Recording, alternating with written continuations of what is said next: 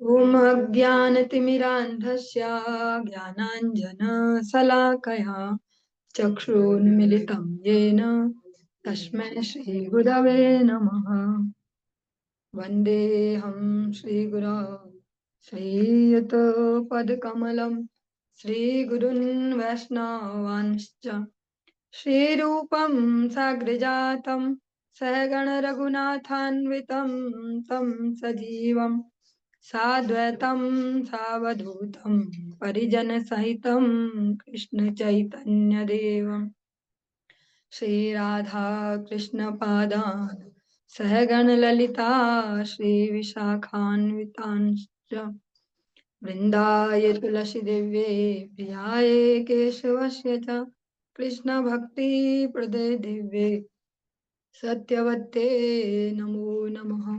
वाञ्छाकल्पतरुभ्यश्च कृपा सिन्धुभ्य एव च पतितानां पावनेभ्यो वैष्णवेभ्यो नमो नमः।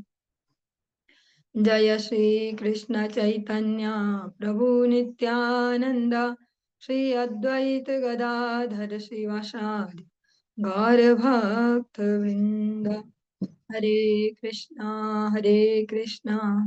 कृष्णा कृष्णा हरे हरे, हरे राम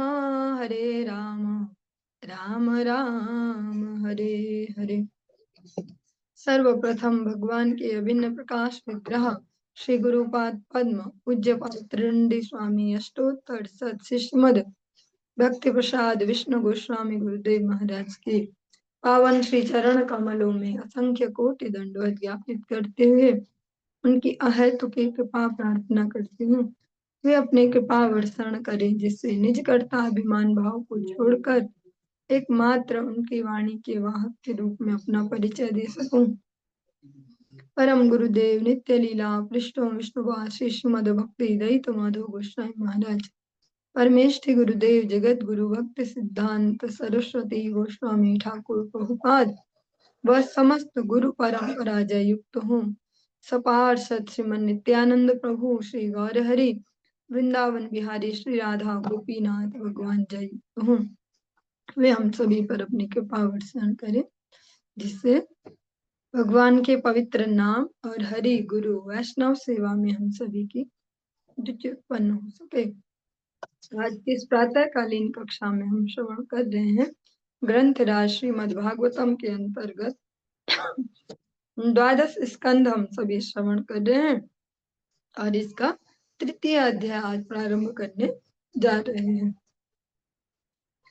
ओम नमो भगवते वासुदेवाय, ओम नमो भगवते वासुदेवाय, ओम नमो भगवते वासुदेवाय।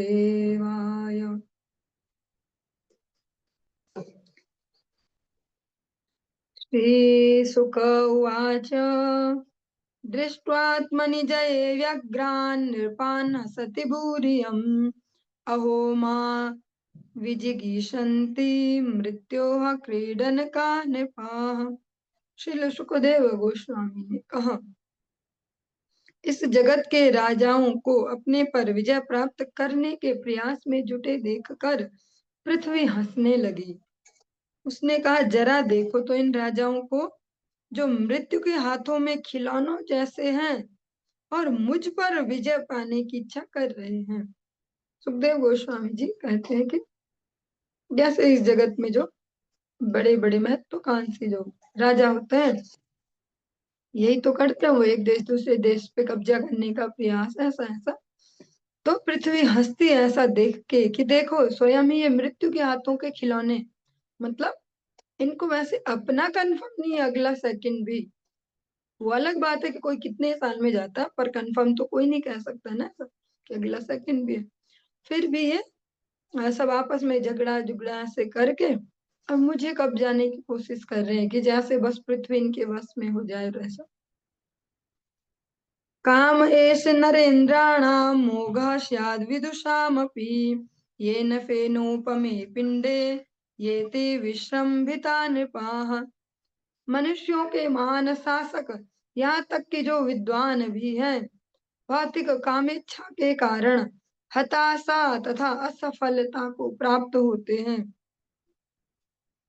ये राजा काम से प्रेरित होकर मांस के मृत पिंड में, जिसे हम शरीर कहते हैं, अत्यधिक आशा तथा श्रद्धा रखते हैं। यद्यपि भौतिक ढांचा जल पर तैरते फेन के बुलबुले के समान क्षण भंगुर है, या उन शासकों के एक प्रकार से उन पर हंसा जा रहा है जो अधिकाधिक महत्वाकांक्षा से ग्रसित होकर और यहाँ कब्जा वहां कब्जा इन शरीरों में ही मैं बुद्धि करते हैं अपनी भौतिक इच्छाओं के चलते। जबकि ये शरीरों की जो स्थिति है वो कैसी है, जैसे छोटे छोटे बच्चे खेलते हैं ना बबल वाला वो गेम, ऐसे फुलाते फूक मार के बहुत सारे बबल, उनको फूटने में कितनी देर लगेगी, इतनी देर इस शरीर से आत्मा को निकलने में लगती है।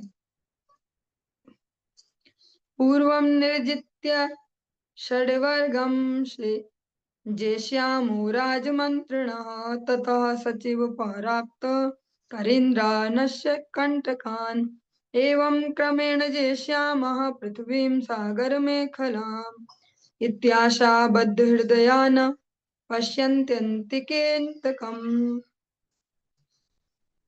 राजा तथा राजनेता यह कल्पना करते हैं कि सर्वप्रथम मैं अपनी इंद्रियों तथा मन को जीतूंगा, फिर मैं अपने प्रमुख मंत्रियों का दमन करूंगा और अपने सलाहकारों, नागरिकों, मित्रों तथा संबंधियों में एवं अपने हाथियों के रखवाले रूपी कंटकों से अपने आप को मुक्त कर लूंगा। इस तरह धीरे धीरे मैं पूरी पृथ्वी को जीत लूंगा, क्योंकि इन नेताओं के हृदयों में, जो ये नेतृत्व करने वाले हैं, बड़ी बड़ी अपेक्षाएं रहती हैं। अतएव ये पास ही खड़ी प्रतीक्षारत मृत्यु को नहीं देख पाते। जो अति महत्वाकांक्षाओं से भरे हुए हैं, जिनके हृदय कामातुराणाम न भयम न लज्जा अर्थातुराणाम न गुरुम न बंधुम, ऐसा शास्त्र कहते हैं। और यहाँ पर भी यही कहा जा रहा है कि जो अति महत्वाकांक्षी है, अभी ये छोटे मोटे खिलाड़ी, छोटे मोटे जो मनुष्य है सामान्य, उनके बारे में बात नहीं चल रही। जो मनुष्यों में से कुछ ही होते, 1% भी नहीं होते टोटल का, बहुत ही रेयर और बहुत ही कम वो परसेंटेज जो अति महत्वाकांक्षाओं से ग्रसित रहता, उनकी बात हो रही है कि वे ऐसा देखा जाता है कि अपनी महत्वाकांक्षाओं के चलते, अपने लालच के चलते पहले तो बहुत बड़ा ग्रुप बनाएंगे अपना कि इनके बल पे मैं ये करूं वो करूं, धीरे धीरे उनको भी साफ करते जाते हैं कि कहीं ये भी मेरे रास्ते का कांटा ना बन जाए। ऐसा इसके हम छोटे मोटे एग्जाम्पल अलग अलग तरीके से हम इस समाज में देखते ही रहते हैं। कोई अपने विषय जो कामनाएं उनके चलते ऐसे समय समय पर अनेक केस सुनने को मिलते ना। बहुत साल पहले था वो एक कि एक लड़की थी जिसको कहीं और विवाह करना था, तो उसने अपने पूरे परिवार को ही जहर देके और एक रात में ही सारे परिवार का मर्डर कर दिया, और सुबह उठ के इस प्रकार से ढूंढ किया रोना धोना कि मैं तो छत पे थी और मुझे पता नहीं चला। या ये एक एग्जाम्पल है, ऐसे तो अनेकों अनेक हजारों लाखों एग्जाम्पल है कि जो किसी भी प्रकार की भौतिक कामनाएं जिनके सर पे अति चढ़ जाती हैं, फिर उनका कोई नहीं है, मतलब कोई उन पे भरोसा नहीं कर सकता। करते हैं वो उनकी मूर्खता है, पर जब देख ले कि इस व्यक्ति की प्रवृत्ति है, धोखेबाजी है, तो ये अवश्य में भी देगा। समुद्रावरणां जित्वा मां विशन्त्यब्धिमोजसा कियदात्मजयस्य तन्मुक्तिरात्मजये फलम्। ये गर्वित राजा गण मेरे तल पर सारी भूमि को जीत लेने के बाद समुद्र को जीतने के लिए बलपूर्वक समुद्र में प्रवेश करते हैं। भला उनके ऐसे आत्म संयम से क्या लाभ, जिसका लक्ष्य ऐसा शोषण हो। आत्म संयम का वास्तविक लक्ष्य तो आध्यात्मिक मुक्ति है। हाँ, तो पिछले श्लोक में छूट गया एक पॉइंट कि ये बड़े आत्म संयमी टाइप के हैं, जिसको हम ऐसे सरल भाषा में कहें डिसिप्लिन्ड है। किसी भी दुनिया के सबसे बड़े धनी व्यक्ति से लेके सबसे बड़े बलवान व्यक्ति, जिसकी भी बात करें, सबसे पहले तो उनमें सेल्फ डिसिप्लिन ही होता है ना, तभी जाके वो इतना कुछ अचीव कर पाते हैं। अपना मन मार मार के ऐसा करना वैसा करना और लगे लगे लगे।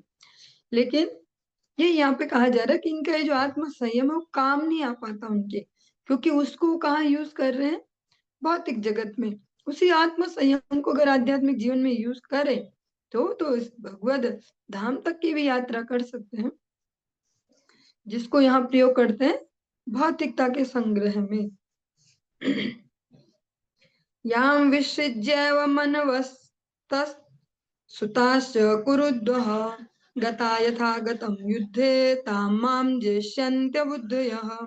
हे कुरुश्रेष्ठ, पृथ्वी आगे यूं कहती है, यद्यपि विगत काल में बड़े बड़े पुरुष तथा उनके वंशज इस संसार से मुझे छोड़कर उसी असहाय अवस्था में चल बसे जिस दशा में वे इसमें आए थे, किंतु आज भी मूर्ख लोग मुझे जीतने का प्रयास किए जा रहे हैं। और पृथ्वी देवी कहती हैं कि जो भी इतने बड़े बड़े जो भी धुरंधर हुए, जिस प्रकार से आए थे ना इस जगत में असहाय रूप में, उस समय कौन था, उस समय किसी में पावर थी। धीरे धीरे जब शक्ति संग्रह हो गई, बुद्धि ये वो, तभी तो आदमी ऐसा दिखाता है मेरे जैसा कोई नहीं। पर जन्म तो सब एक ही प्रकार से लेते हैं और वैसे ही रहते हैं असहाय से। ऐसे ही फाइनली वे शरीर छोड़कर भी ऐसे ही जाते हैं असहाय स्थिति में। इसके अनेक अनेक एग्जाम्पल है अलग अलग से, जो हम अगर अपने ही अभी आसपास के परिवेश में देखें, विश्व पटल पर अनेक अनेक बड़े ऐसे लीडर हुए हैं पिछले लगभग 10-20 सालों के अंदर। ऐसे बहुत बड़े बड़े लीडर्स विश्व के अलग अलग देशों के, इनकी बहुत दुर्गति से मृत्यु हुई है। मतलब उन्हें सामान्य मनुष्य वाली मृत्यु भी नसीब नहीं हुई, जबकि इतने ज्यादा महत्वाकांक्षी। किसी को बहुत बुरी तरह फांसी पे लटकाया गया, किसी को बिल्कुल जनता के बीच में जनता पत्थरबाजी कर रही है, और इतना कह सकते हैं ना प्रभावशाली शक्तिशाली ऐसा नेता या ऐसा किसी विश्व का किसी देश का जो प्रमुख, इतनी बुरी तरह उनकी मृत्यु हुई, नाम लेना सही नहीं होगा। और ऐसे पत्थरबाजी कर रही पूरी जनता, और उसके बीच में से किसी अन्य देश के शूटर ने गोली चलाई, उनका हत्या कर दी। नाम तो जनता का ही आया कि जनता ने मार डाला ऐसे, पर इतनी बुरी तरह जो कभी इतनी शानो शौकत और इतने दम्भ में चलते कि इतनी इतनी दुर्गतियां ये यहाँ पर भी वर्णित की जा रही हैं। पृथ्वी देवी कहते हैं फिर भी वे मूर्ख अभी भी लगे रहते हैं मुझे जीतने में, तो ऐसे लोग खत्म नहीं होते, ऐसे चलते रहते हैं आते ही रहते हैं। मैंने मत्कृते पितृपुत्राणां भ्रातॄणां चापि विग्रह जायते यशतां राजे ममता बद्ध चेतसाम। मुझे जीतने के उद्देश्य से भौतिकतावादी लोग परस्पर लड़ते हैं। पिता अपने पुत्र का विरोध करता है और भाई एक दूसरे से झगड़ते हैं, क्योंकि इनके हृदय में राजनैतिक शक्ति पाने की कामना से वे बंधे रहते हैं। ममैवेयं महि कृष्णानते मूढ़ेति वादिनः स्पर्धमाना मिथो घ्नन्ति म्रियन्ते मत्कृते नृपाः। राजनेता लोग एक दूसरे को ललकारते हैं, यह सारी भूमि मेरी है, अरे मूर्ख यह तुम्हारी नहीं है। इस तरह वे एक दूसरे पर हमला करते हैं और मरते हैं। जैसे चलता ही रहता है विश्व में, ऐसा हर समय कोई ना कोई दो देश आपस में लड़ ही रहे होते हैं। ऋतुः पुरुरवा गार्धिन्नुषो भरतोऽर्जुनः मानधाता सगरो रामः खट्वांगो धुन्धुहासगुः। तृणबिन्दुर्ययातिश्च शर्याति अशन्तनुर्गयः भगीरथः कुवलयाश्वः ककुत्स्थो न शधो नृगः हिरण्यकशिपुर्वृत्रो रावणो लोकरावणः नमुचिः शम्बरो भौमो हिरण्याक्षोऽथ दारकः। अन्ये च बहवो दैत्या राजानो ये महेश्वराः सर्वे सर्वविदः शूरा सर्वे सर्वजितो जिताः ममतां मय्य वर्तन्त कृत्वोच्चैर्मर्त्यधर्मिणः कथावशेषाः कालेन यकृतार्था कृता विभो। पृथु पुरुरवा गाधि नहुष भरत कार्तवीर्य अर्जुन मानधाता सगर राम खट्वांग। यहाँ राम में भगवान श्री राम नहीं है, ये ऐसा परशुराम जी भी कह सकते हैं।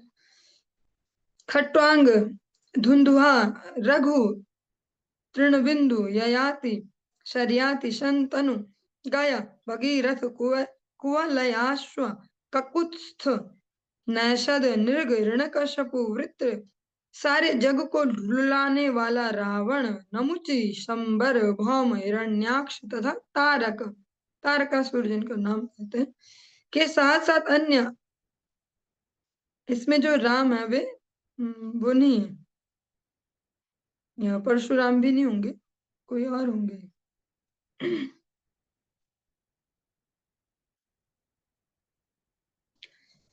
ये शक्ति से युक्त राजा, ये सारे के सारे ज्ञानी सूर, सबका दिल जीतने वाले तथा अजय थे, तो भी हे शक्ति सर्वशक्ति मान प्रभु, ये सारे राजा मुझे पाने के लिए गहन प्रयास करते हुए जीवन बिताते रहे, किंतु वे काल के अधीन थे, जिसने सबको मात्र ऐतिहासिक वृतांत बना दिया है।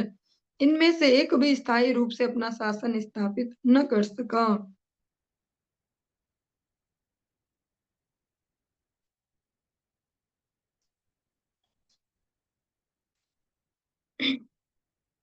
इसमें से जो हम्म, संदेश हम ले सकते हैं अपने लिए एप्लीकेबल सा फॉर्मूला, वो यही है कि चाहे इन लोगों ने इतने बड़े बड़े कार्य भी किए, इतने बड़े बड़े सामर्थ्यवान, पर सबकी जो फाइनल गति है वो इससे ही यहाँ मेजर की जा रही है, नापी जा रही है कि उनकी आध्यात्मिक गति क्या हुई। तो हम ऐसे भी जोर लगाएं तो कुछ तो कर नहीं पाएंगे कि हम चलो अब जोर लगाते हैं, बहुत बड़ा नेता बन जाते हैं या बहुत बड़ा धनवान बन जाते हैं, ऐसा ऐसा। तो उससे बढ़िया कि हमें जितनी थोड़ी बहुत भी महत्वाकांक्षाएं बची हैं, उन सब महत्वाकांक्षाओं को हम डाइवर्ट कर ले, कि हम ना अपने इस बार ऐसा करते हैं और तो छोड़ो, अपने जीवन का उद्धार कर ले।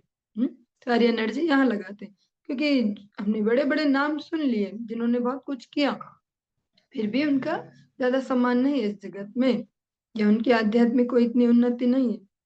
तो हम ये कर सकते हैं कि अपनी सारी ऊर्जा, जितना बचा कुचा दिमाग जो भी है, भगवान की दया से सामर्थ्य, कुछ भी कैसा भी गुण, उसको हम अपनी आध्यात्मिक उन्नति में लगा ले, ये हमारे जीवन की सफलता होगी। कथा इमास्ते कथिता महीयशां विताय लोकेषु यशः परेयुषां, विज्ञान वैराग्य विविक्षया विभो बचो विर्भूतिर्न तु पारमार्थ्यम। श्री सुखदेव गोस्वामी ने कहा, हे बलशाली परीक्षित, मैंने इन सारे महान राजाओं की कथाएं तुम्हें बतला दी हैं, जिन्होंने संसार भर में अपना यश फैलाया और फिर चले गए। मेरा वास्तविक उद्देश्य दिव्य ज्ञान तथा वैराग्य की शिक्षा देना था। राजाओं की कथाएं इन वृत्तांतों को शक्ति तथा ऐश्वर्य प्रदान करती हैं, लेकिन वे स्वयं ज्ञान के परम पक्ष का निर्माण नहीं करती हैं। हाँ, यही बात अनेक बार आती भी मस्तिष्क में, और ये समझना भी आवश्यक है। जो हम भागवत जी सुन रहे हैं ना, इसमें अलग अलग प्रकार के इतिहासों को हमने श्रवण किया, अलग अलग प्रकार से। कुछ ऐसे थे कि हैं ऐसा भी होता है, अरे ये क्या भागवत जी में लिखा है ऐसा। लेकिन जो भागवत जी है, उसका प्रमुख उद्देश्य ये नहीं है हमारी अलग अलग इंफॉर्मेशन के डब्बे को भरना, कि वो तो ऐसा था, अब बताओ जरा, यहाँ तो बहुत बातें बनाते सनातन धर्म ऐसा, यहाँ तो ऐसे भी राजा हुए वैसे भी हुए। तो ये भागवत जी कोई हमारी हिस्ट्री ज्योग्राफी को बढ़ाने के लिए नहीं है कि वो राजा वैसा वैसा। सब वृत्तांत जो भी है, इनका लक्ष्य एक ही है कि हमारे पास जो ससीम सी बुद्धि है, थोड़ी सी जो सामर्थ्य है, उसको हम लगाए अपने जीवन के लक्ष्य की प्राप्ति में। और यही यहाँ पर भी कह रहे हैं, सुखदेव गोस्वामी जी भी प्रत्यक्ष रूप से कह भी रहे हैं कि जो ये सारे वृतांत हैं, इनका ये नहीं है मतलब हम यहाँ से ऐश्वर्य सीखें और ये सब कुछ। यहाँ से यही है कि हम एक अपने ज्ञान की वृद्धि कर पाए और वैराग्य को थोड़ा सेट कर पाए, कि भैया कभी ना कभी हमें भी तो निकलना ही होगा इस जगत से। तो हम क्या वो, और वो फिक्स भी नहीं है वो कभी ना कभी, तो हम क्या हर दिन तैयार हैं, क्या हर दिन हम इसके लिए रेडी रहते हैं कि आज ही कहीं आखिरी हो तो कैसे चलेगा। यस्तु तमः श्लोक गुणानुवादः संगीयते वीक्षणम मंगलग्नः तमेव नित्यं शृणुयाद वीक्षणं कृष्णे मलां भक्तिम वीप्समानः। जो व्यक्ति भगवान श्री कृष्ण की शुद्ध भक्ति चाहता है उसे श्री भगवान उत्तम श्लोक के यशपूर्ण गुणों की कथाएं सुननी चाहिए, जिनके निरंतर कीर्तन से सारे अमंगल विनष्ट हो जाते हैं। भक्तों को नियमित दैनिक संगोष्ठियों में ऐसे श्रवण में अपने आप को लगाना चाहिए और दिन भर इसी में लगे रहना चाहिए। मतलब अधिक से अधिक अपने जो समय है, जो ऊर्जा, उसको भगवत गुणानुवाद के श्रवण कथन में लगाना चाहिए। क्यों लगाना चाहिए? क्योंकि जो भौतिक जगत के कार्य है ना, वो इस प्रकार से फिट है हमारे जीवन में कि हम उनको कर ही लेते हैं कैसे न कैसे पूरे। हाँ, अब सुबह से कपड़े नहीं धो पाए तो अब कैसे करें, फटाफट दिमाग चला ऐसा कर देंगे, 5 मिनट में ये हो गया वो हो गया। वो सब सेटिंगें हमें आती हैं, हमने जो जो भी काम दाम छूट जाते हैं, आध्यात्मिक सेटिंग नहीं आती। इसलिए कहा अधिक से अधिक समय को अपने आध्यात्मिक मंगल में लगाएं।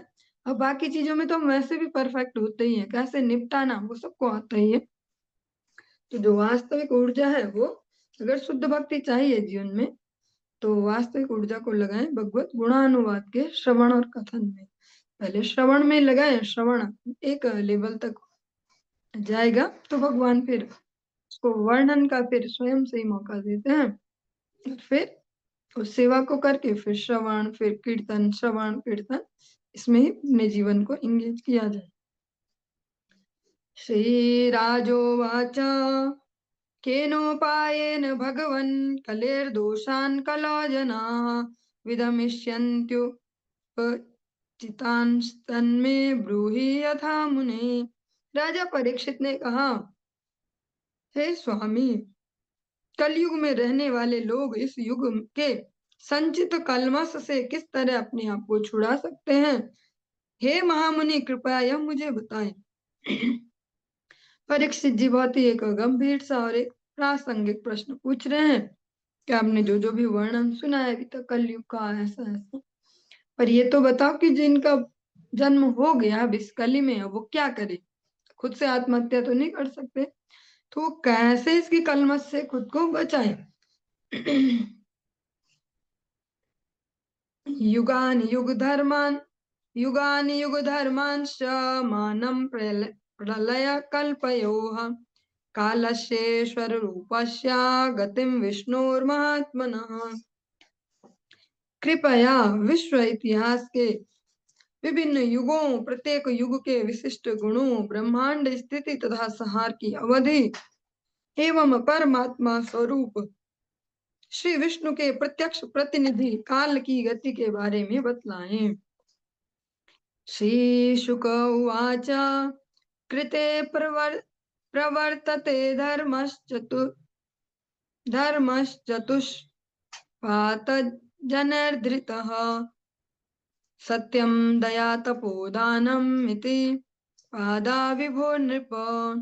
श्री सुखदेव गोस्वामी ने कहा, हे राजन, प्रारंभ में सत्य युग में धर्म अपने 4 अक्षत पैरों से युक्त रहता है और उस युग के लोगों द्वारा सावधानी से धारण किया जाता है। शक्तिशाली धर्म के 4 पैर हैं, सत्य, दया, तपस्या तथा दान। सत्य युग में बहुत सावधानी से धर्म का पालन करते थे लोग, जैसे कलयुग में ठीक उल्टा है कि बहुत ही असावधानी से धर्म का पालन किया जाता है। और उस समय सभी लोगों की मूल संपत्ति जो होती थी वो धर्म ही होता था। उसके बिहाफ पे, उसकी रिएक्शन में, कहें साइड इफेक्ट के रूप में सब कुछ उनपे होता ही था, पर वे मेन फोकस था उस समय धर्म पे। जन सामान्य भी, जैसा हम आज की डेट में किसी को कहते इतने बड़े साधु हैं वो ऐसा, तो ऐसा सत्ययुग में जन सामान्य भी ऐसे ही होते थे। संतुष्टा करुणा मैत्रा शांता दांता तितिक्षवः आत्मा रामा समदृशः प्रायशः शर्मणा जनाः। सत्य युग के लोग प्रायः आत्मतुष्ट, दयालु, सबके मित्र, शांत, गंभीर तथा सहिष्णु होते हैं।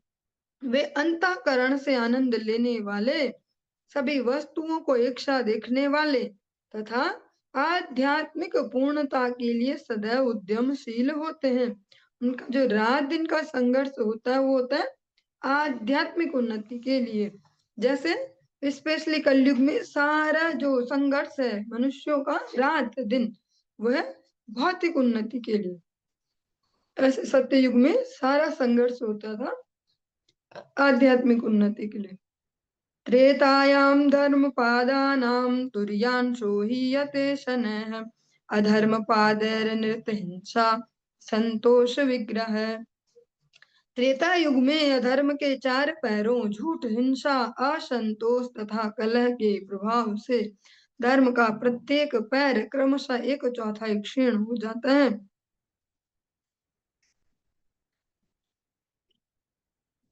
तदा क्रिया तपोनिष्ठा नातिहिंसा न लम्पटाः त्रैवर्गिकास्त्रयी वृद्धा वर्णा ब्रह्मोत्तरा नृप। त्रेता युग में लोग कर्म कांड तथा कठिन तपस्या में लगे रहते हैं। वे न तो अत्यधिक उग्र होते हैं, न इंद्रिय जो इंद्रियां हैं इनके सुख के पीछे अत्यधिक कामुक होते हैं। उनकी रुचि मुख्यतः धर्म, आर्थिक विकास तथा नियमित जो एक रेगुलेटेड इंद्रिय तर्पण है उसमें रहती है। और वे तीन वेदों की संस्तुतियों का पालन करते हुए संपन्नता प्राप्त करते हैं। हे राजा, यद्यपि इस युग में समाज के चार पृथक पृथक श्रेणियां उत्पन्न हो जाती हैं, सत्य युग में नहीं थे, किंतु अधिकांशतः लोग ब्राह्मण होते हैं। या कोई वर्ण विशेष से वैसा नहीं कर रहे हैं। जो लोगों की जीवनचर्या है उसमें जो अधिकांशतः उनका जो कह सकते हैं परसेंटेज है या कैसे उनकी मनोवृत्ति, उसको लेकर कहा जा रहा है। सत्य युग में सभी इसी प्रकार के थे, सभी ब्रह्म में ही चर्या उनकी थी, सभी ब्राह्मण ही थे एक प्रकार के। त्रेता में वर्णों का अलग अलग विभाजन, वो कैसे अलग अलग जो स्वभाव वाली वो उत्पन्न हुए, लेकिन उनमें भी बहुत अधिक परसेंटेज जो ब्रह्म में चर्या करने वाले से ब्राह्मण वर्ग जिनको कह सकते हैं बुद्धिजीवी, उनका था। जो त्रेता युग में हम श्रवण कर रहे हैं कि कर्म कांड और कठिन तपस्या, लेकिन वो कर्म कांड इस लेवल का नहीं था जैसा हम आज के समय में समझते हैं। आज के समय का जो कर्म कांड है, हाँ, वो केवल अपना अपने इंद्रिय तर्पण को लेके कि हमारे ये काम बने, हमारे ये काम बने, उसको लेकर ही चाहे विभिन्न देवी देवताओं के यज्ञ या ऐसा कुछ, वो सब उसको लेके किया जाता है। और अब तो ज्यादा कुछ है भी नहीं कर्म कांड के नाम पे। थोड़ा बहुत घरों में कुछ, कभी कुछ हो रहा है, कभी कुछ हो रहा है, थोड़ा शांति पाठ, कभी ये वो, उतना ही कर्म कांड है। और वो भी प्योरली केवल अपने फायदे के लिए कि हमारा बढ़िया हो जाए। पर त्रेता युग वाला कर्म कांड ये कर्म कांड नहीं। तपः सत्य दया दानेश्वर्दम रश्वति द्वापरे हिंसा तुष्टयनृते द्वेषैर्धर्मस्याधर्म लक्षणे। द्वापर युग में तपस्या, सत्य, दया तथा दान के धार्मिक गुण अपने अधार्मिक विलोम अंशों असंतोष, असत्य, हिंसा तथा शत्रुता के द्वारा घटकर आधे रह जाते हैं। द्वापर युग है, वहां बहुत बड़ी मात्रा में गड़बड़ियां शुरू हो जाती हैं, असंतोष, असत्य, हिंसा और शत्रुता के कारण। यशस्विनो महाशीलाः स्वाध्यायाध्ययने रताः आढ्याः कुटुम्बिनो रिष्टा वर्णा क्षत्र द्विजोत्तरा। द्वापर युग में लोग यश में रुचि रखते हैं तथा अत्यंत जो दयालु होते हैं। वे वेदाध्ययन में अपने आप को लगाए रखते हैं, प्रचुर ऐश्वर्य वाले होते हैं और बड़े बड़े परिवारों का पालन करने वाले होते हैं और जीवन का ओज पूर्वक आनंद उठाते हैं। चारों वर्णों में से क्षत्रिय तथा ब्राह्मण ही सर्वाधिक संख्या में होते हैं। जो द्वापर है उसमें क्षत्रिय भी एक और कैटेगरी बड़े लेवल पर समाज में एंटर हुई। इसमें भी अधिकतर जो मनुष्य हैं उनकी रुचि अभी वेदाध्ययन, शास्त्र अध्ययन में है और प्रचुर ऐश्वर्य वाले होते हैं भगवत कृपा से, क्योंकि जो आध्यात्मिक जीवन में पटु होते हैं, उनके भौतिक जीवन भी सुसंपन्न होते हैं, वैसे अभावग्रस्त जीवन नहीं होते उनके। जो दिखते हैं कोई अलग से एग्जाम्पल सुदामा जी आदि जिनका नाम लिया जाता है, वे स्वेच्छा से ऐसे हैं। क्योंकि सुदामा जी के लिए ऐसा भी स्पष्टतः वर्णन आता है, शायद से पद्म पुराण या विष्णु पुराण में, कि वो जो उन्होंने चने खाए थे, वो जिन चनों की बात बचपन से सभी सुनते आते हैं, उनकी जंगल में गए ऐसा, उनके लिए कहा जाता है कि वे दुर्भाग्यपूर्ण थे, वे शापित थे एक प्रकार से, कि जो उन्हें खाएगा उसको दुर्भाग्य प्राप्त होगा। और सुदामा जी को पता था, इसलिए उन्होंने वो खाए, जानबूझ के पूरे खा दिए। ऐसा हमने सुना है ना बचपन से कि पूरे खा गए, दोस्त के लिए भी नहीं छोड़े, लेकिन वो इसलिए पूरे खा गए कि मेरा मित्र है। भगवान के प्रति जो मित्रता का भाव इतना दृढ़ है, ऐसा कौन मित्र होगा आज के समय में भी, कभी नहीं हो पाएगा कि भैया मेरे दोस्त पे मुसीबत आने वाली तो मेरे सर पे आ जाए, बल्कि सोचेंगे कि भैया यहाँ से निकल लो, इस पे तो मुसीबत आने वाली। उन्होंने सारा दुर्भाग्य चनों के रूप में ले लिया और फिर अपने मित्र के लिए सुहृदता दिखाई कि भैया इसको ना मिले ये दुर्भाग्य। और जो उनके जीवन में है भी विपन्नता जो दिखती है, वो उसमें उनका कोई ऐसा वो रोना धोना नहीं चलता सुदामा जी का कि हे ठाकुर जी आपकी आपके होते हुए भी मैं इतना गरीब, उनके हृदय में नहीं है वो भावना कमी वाली। तो भगवान के जो भक्त होते हैं उनके जीवन में कहीं भी विपन्नता इस प्रकार से नहीं देखी जाती। जो स्पेशल इंटरफ्रेंस है भगवान का, उससे ही फिर वो देखा जाता है कि जो मेरी ओर आता है मैं उसका सब हरण करता हूँ, ऐसे अकिंचनी कृत्य जो अलाउड करते हैं, जो नश्वरता समझते हैं जगत की, जो कहते हैं कि ठाकुर जी थोड़ा झमेले कम करो ताकि हमारा फोकस स्ट्रांग हो पाए, उनको ही भगवान ऐसा कुछ करते हैं, वरना ऐसा अधिकतर दिखा नहीं जाता। कलौ तु धर्म पादानां तुर्यांशो धर्म हेतु भी एधमाने अक्षीण मानो यन्ते शोपि विनक्षयति। कलयुग में धार्मिक सिद्धांतों का केवल एक चौथाई शेष रह जाता है, यह अवशेष भी अधर्म के सदैव बढ़ने के कारण लगातार घटता जाएगा और अंत में विनष्ट हो जाएगा। तस्मिन् लुब्धा दुराचारा निर्दया शुष्क वैरिणः दुर्भगा भूरितर्षाश्च शूद्रदासोत्तरा प्रजा। कलयुग में लोग लोभी, दुराचारी तथा निर्दयी होते हैं और वे बिना कारण ही एक दूसरे से लड़ते झगड़ते हैं। कलयुग के लोग अभागे तथा भौतिक इच्छाओं से त्रस्त होकर प्राय सभी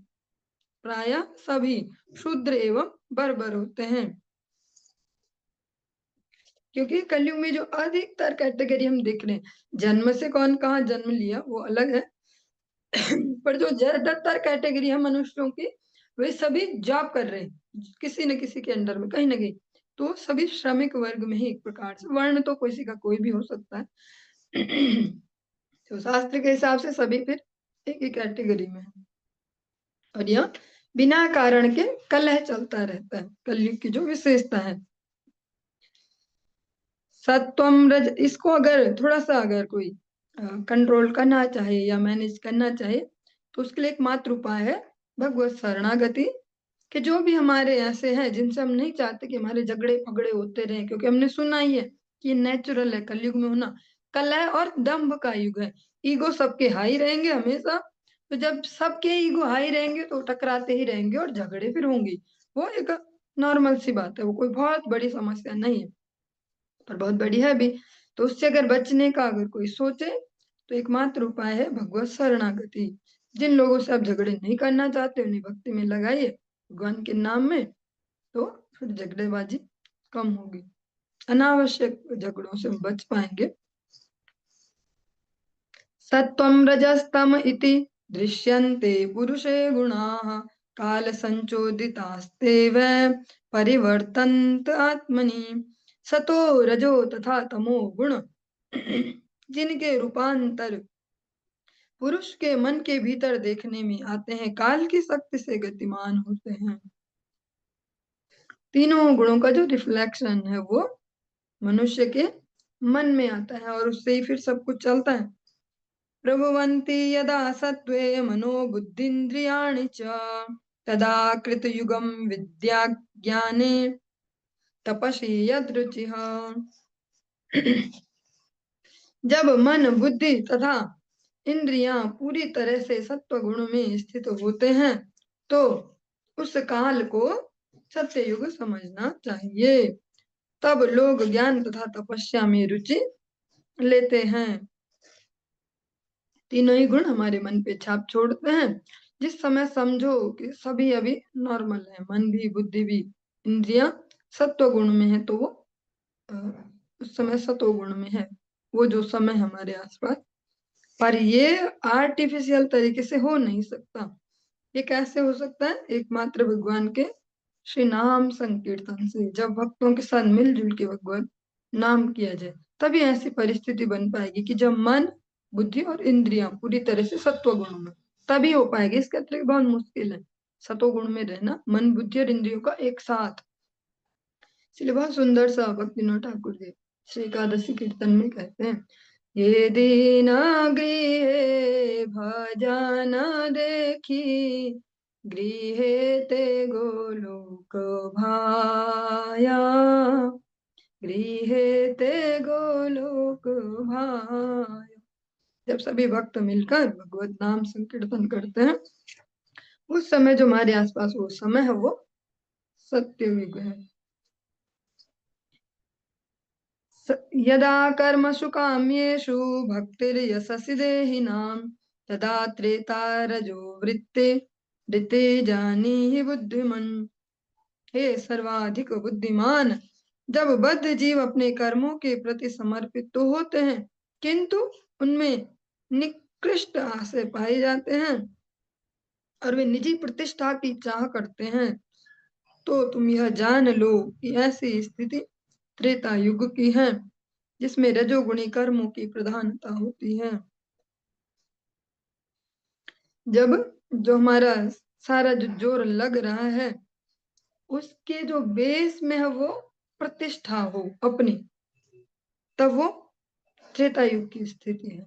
जब अपनी प्रतिष्ठा बेस में हम जो भी कर रहे हो, भक्ति कर रहे, नाम जप कर रहे, ऐसा वैसा, सबके जो बेस में अगर अपनी प्रतिष्ठा है, इसीलिए जो प्रतिष्ठा सा इसको बहुत बहुत बड़ा, क्या सबसे बड़ा ऐसा बाधक माना जाता है भक्ति राज्य में,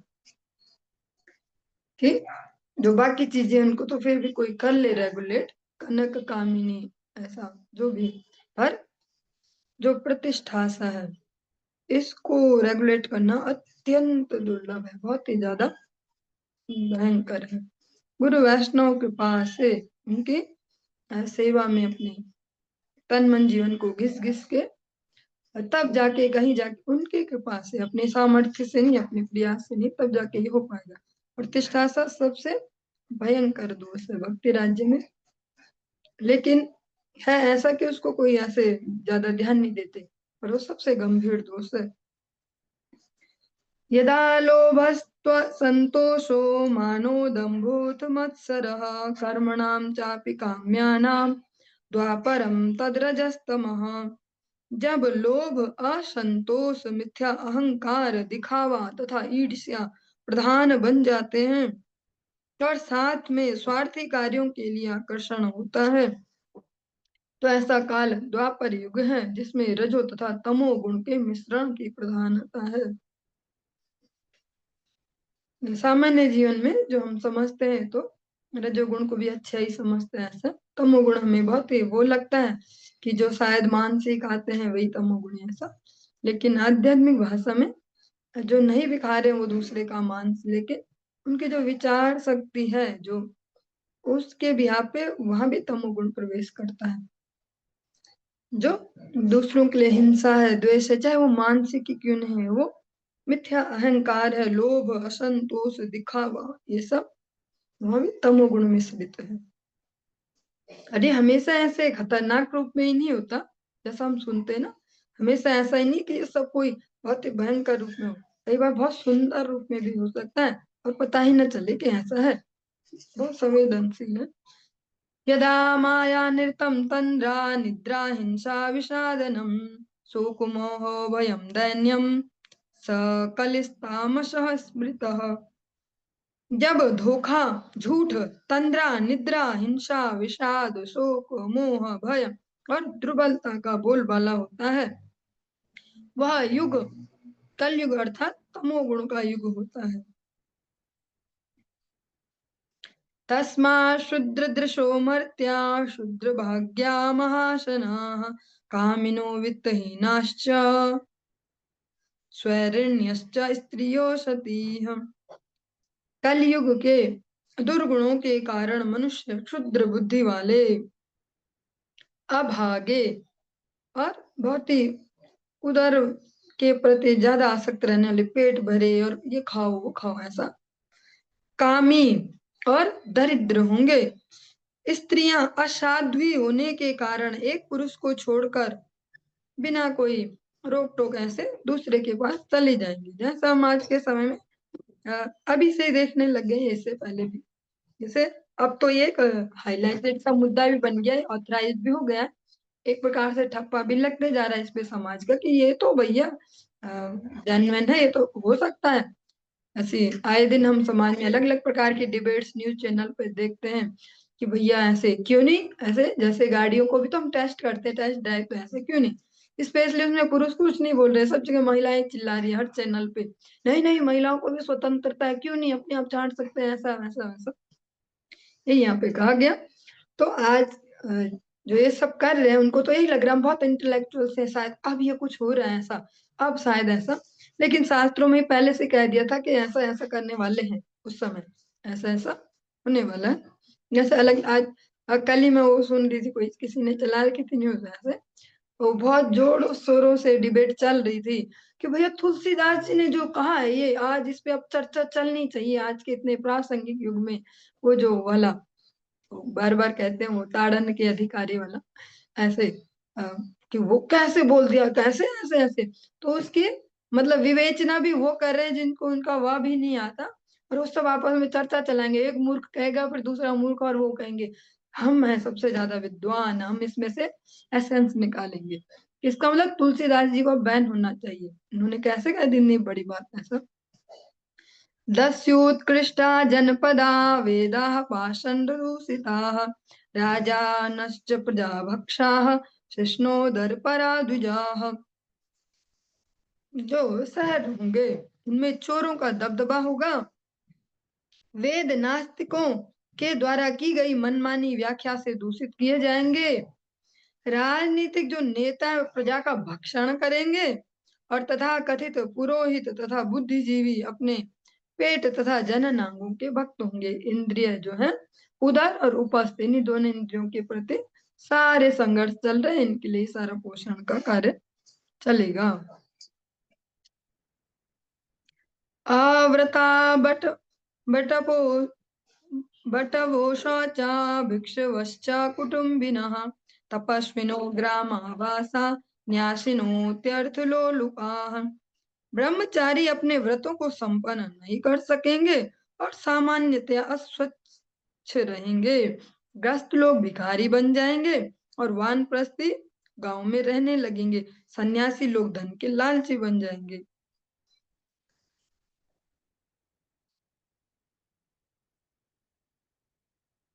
रश्वकाया महाहारा भूर्यपत्या गतह्रियः सस्वत्कटुक भाषिण्यश्चौर्यमायोरु साहसः।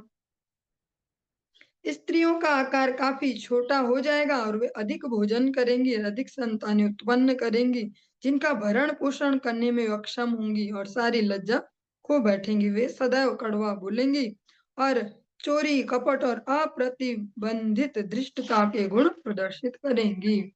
ये भविष्य के यहाँ लक्षण दिए जा रहे हैं। पणिष्यन्ति वै शूद्राः किरीटाः कूटकारिणः अनापद्यपि मंस्यन्ते वार्ताम साधु जुगुप्सिताम। व्यापारी लोग क्षुद्र व्यापार में लगे रहेंगे और धोखा देकर धन कमाएंगे। आपातकाल न होने पर भी लोग किसी भी अधम, कोई सा भी ऐसा रोजगार हो जो नहीं किया जाना चाहिए उसको अपनाने की सोचेंगे। जबकि ऐसा कहा जाता है कि आपातकाल हो तो तब कुछ भी किया जा सकता है, लेकिन बिना आपातकाल के सब, जो भी कुछ भी हो, सब करने को तैयार रहेंगे कि पैसा मिलना चाहिए, सब हो जाएगा। ऐसे इसके उदाहरणों में जैसे मांस की दुकानें आदि, ऐसा सब कुछ है। किसी की नहीं मजबूरी तो नहीं कि वो अगर मांस ना बेचे तो भूखा मर जाएगा, फिर भी वो बेचेगा ऐसे कि भैया ठीक है ऐसा। पतिं त्यक्ष्यन्ति निर्द्रव्यं भृत्या अप्यखिलोत्तमं भृत्यं विपन्नं पतयः पालं गाश्चापयस्विनः यस्विनीः। नौकर उस मालिक को छोड़ देंगे जो अपनी धन संपदा गंवा चुका होगा, भले ही वह मालिक संत सदृश उत्कृष्ट आचरण का क्यों न हो। मालिक भी अक्षम नौकर को त्याग देंगे, भले ही वह नौकर पीढ़ियों से उस परिवार में क्यों न रह रहा हो। दूध देना बंद कर चुकी गायों को या तो छोड़ दिया जाएगा या वे मार दी जाएंगी। ये सारे कलयुग के लक्षण है, एक ही समय में नहीं होंगे सब जगह पे ही, कहीं कुछ कहीं कुछ, कभी कुछ कभी कुछ ऐसा। जैसे गायों वाला कह रहे थे तो अनेक सालों से चल ही रहा, हम बचपन में भी देखते थे, तब समझ में नहीं आता था कि क्या बोलते हैं, कसाई को दे देंगे, कसाई को दे देंगे। तो अब बड़े होने पे पता चलता है, अच्छा तो मतलब उस समय भी चलता था, दूध नहीं दे रहे तो आए कुछ लोग और उनको बेच भी, और वो नॉर्मल सा ही समझा जाता था कि अब बस वो ले गए गाय को, कसाई ले गए। आज देखे तो समझे अच्छा, और वो तो देसी गाय होती थी यहाँ से। पितृभ्रातृसुहृज्जाति ज्ञातीन् हित्वा शौरत सौहृदाः ननान् दृश्याल संवादा दीनास्त्रैणा कलो नराः। कलयुग में पुरुष अधम होंगे और स्त्रियों द्वारा नियंत्रित होंगे। वे अपने पिता भाई और अन्य संबंधियों तथा मित्रों को त्याग कर साले तथा सालियों की संगति करेंगे। इस तरह उनकी मैत्री की धारणा नितांत जो स्त्री पुरुष संबंध है उन पर ही आधारित होगी। शूद्राः प्रतिगृह्यन्ति तपोवेशोपजीविनः धर्मं वक्ष्यन्त्यधर्मज्ञा अधिरुह्योत्तमासनम्। असंस्कृत लोग श्री भगवान के नाम पर दान लेंगे और तपस्या का स्वांग रचा कर तथा साधु का वेश धारण करके अपनी जीविका चलाएंगे। धर्म के विषय में कुछ न जानने वाले उच्च आसन पर बैठेंगे और धार्मिक सिद्धांतों पर प्रवचन करने का ढोंग रचेंगे। नित्यमुद्विग्न मनसो दुर्भिक्ष कर्कर्षिताः निरन्ये भूतले राजन्ना वृष्टिभयातुराः वासोन्न पानशयना व्यवाय स्नानभूषणः हीनाः पिशाच सन्दर्शाः भविष्यन्ति कला प्रजाः। कलयुग में लोगों के मन सदैव अशांत रहेंगे। हे राजन, वे अकाल तथा कर भार से दुर्बल हो जाएंगे, ऐसे टैक्स भर भर के, और जब कुछ अन्न नहीं उपज रहा होगा उससे, और सूखे के भय से सदैव विचलित रहेंगे। उन्हें पर्याप्त वस्त्र भोजन तथा पेय का अभाव रहेगा। वे न तो ठीक से विश्राम कर सकेंगे न स्नान कर सकेंगे। उनके पास अपने शरीरों को सुसज्जित करने के लिए आभूषण नहीं होंगे। वस्तुतः कलयुग के लोग धीरे धीरे पिशाच जैसे दिखने लगेंगे। कलाकाकिणी के प्यर्थे विग्रह विगृह्या त्यक्त सहृदाः त्यक्ष्यन्ति च प्रियान् प्राणान् हनिष्यन्ति स्वकानपि। कलयुग में लोग थोड़े से सिक्कों के लिए भी शत्रुता ठान लेंगे। वे सारे मैत्रीपूर्ण संबंधों को त्याग कर स्वयं मरने तथा अपने ही संबंधियों को मार डालने पर उतारू हो जाए। न रक्षिष्यन्ति मनुजाः स्थविरो पितरावपि पुत्रान् भार्यां च कुलजां क्षुद्रां शिष्णोदरन्भराः। लोग अपने बूढ़े माता पिता, अपने बच्चों तथा अपनी सम्माननीय पत्नियों की रक्षा नहीं कर सकेंगे। वे अत्यंत पतित होकर केवल अपने उदर और उपस्थ की तुष्टि में लगे रहेंगे। चलिए आज के इस चर्चा को हम यहीं पे विश्राम देंगे। इससे आगे हम कल श्रवण करेंगे। हरे कृष्ण।